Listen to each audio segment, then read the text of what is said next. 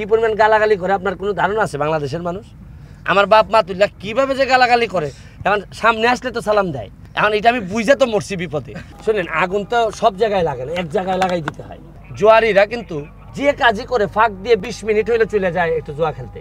তার নেশাটা এরকম, সে 10 মিনিট হলে 2টা দান খেলে আসবে, মানে ধ্বংস হওয়ার জন্য যা যা লাগে তার আছে। বয়স আমার 60-70 হবে, তখন তো আর চাইলেও তো খেলোয়াড় হওয়া যাবে না। তো যখন যেটা সুযোগ আছে এটা হই। আর আমি তো একটা জিনিস বিশ্বাস করি, আমার কিন্তু ধরেন অন্যান্য এসি রুমের চেয়ে যে জায়গায় গেলে ঘামা যায় এই জায়গার প্রতি বিশ্বাস বেশি। আমি বিশ্বাস করি যে ঘাম দিয়ে গোসল করে সেই ইতিহাস বদলায়। আমার এমপি হওয়ার পরে আরও 5 বছর আমার ঘামতে দেন, আমার বাইরে রাখেন, মাঠে রাখেন, খেলতে দেন। এসি রুমে ঢুকাই ফেললে আগের মতো সার্ভিস পাবেন না, এটা নিশ্চিত থাকেন। আমাকে আপনাদের সাথেই রাখেন। শোনেন, আগুন তো সব জায়গায় লাগে না, এক জায়গায় লাগাই দিতে হয়। আমি পুরা 3-4 বছর ধরে যেভাবে ঘামতেছি, দেখেন আমি ফুটবলের জন্য ঘামতে গিয়ে নিজেই এমপি হয়ে গেছি। এখন এমপি হয়ে আবার ঘামবো ফুটবলের জন্য। তারপরে আমার একটা বিশ্বাস, আপনারা সবাই যদি একসাথে চলে আসেন, ধরেন আমার কথা যদি ভালো লাগে, আপনি দেখেন আমি জাতীয় দল খেলতে গেলে প্লেয়ার হয় না, আমাদের লিগগুলোতে খেলতে গেলে দর্শক হচ্ছে না, কিন্তু আমি কোনো একটা গ্রামে খেলতে গেলে দেখা যাচ্ছে অনেক দর্শক হয়। এর মানে হচ্ছে গিয়ে খেলাতে সমস্যা না, সমস্যা বিশ্বাসে। তোমাকে মানুষ বিশ্বাস করে না, বিশ্বাস না করলে তো আসবে না মানুষ। আপনি শুধু ভালো খেলা দিলেই হবে না, আপনার বিশ্বস্ততা থাকতে হবে, বিশ্বাস থাকতে হবে।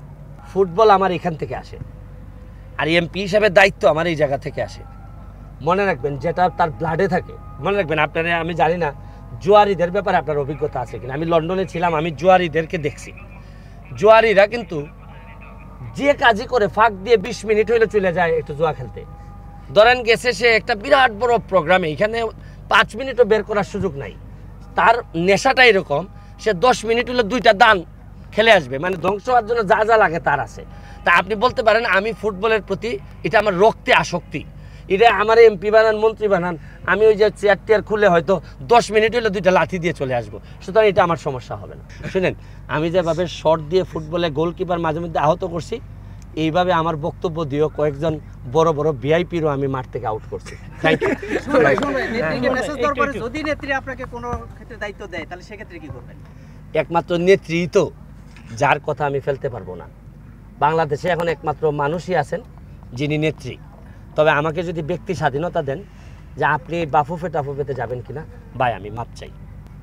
কারণ হচ্ছে গিয়ে আপনি জানেন যে একটা বাচ্চারে শুধু দুধ খাওয়াইলেই হয় না, এটা পরিবেশ দিতে হয় বাচ্চা বাঁচার জন্য। তা আমারে শুধু আপনি অযথা একটা নেতা বানাই দিবেন আর আশেপাশে সব 2 নাম্বার লোক দিয়ে দিবেন, আমার পক্ষে সম্ভব হবে না। আর যেটা সম্ভব হবে না, আমি তো বলছি যে মাল বানাইতে আমি কোথাও যাব না, না এমপি না অন্য কোনো পোস্ট। আপনি জানেন এমপি আমার 4 মাস ধরে আমি এমপি, আমার ওজন কমছে প্রায় 7-8 কেজি কমে গেছে।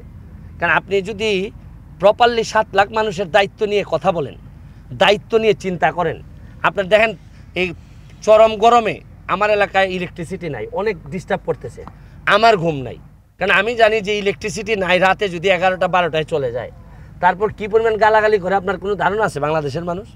আমার বাপ মাতুল্লাহ কীভাবে যে গালাগালি করে, এখন সামনে আসলে তো সালাম দেয়, কিন্তু ইলেকট্রিসিটি গেলে আমার বাপ মাতুল্লাহ গালাগালি করে।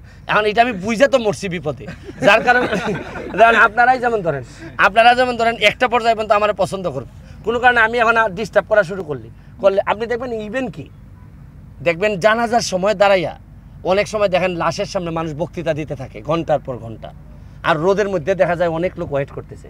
মানুষ কিছু বলে না, কিন্তু পিছন থেকে কিন্তু বিরক্তি প্রকাশ করে যে ভাই শেষ করো না কেন, এখন এত গরমের মধ্যে। এগুলো আমাদের অনেক সেন্স কম আমাদের।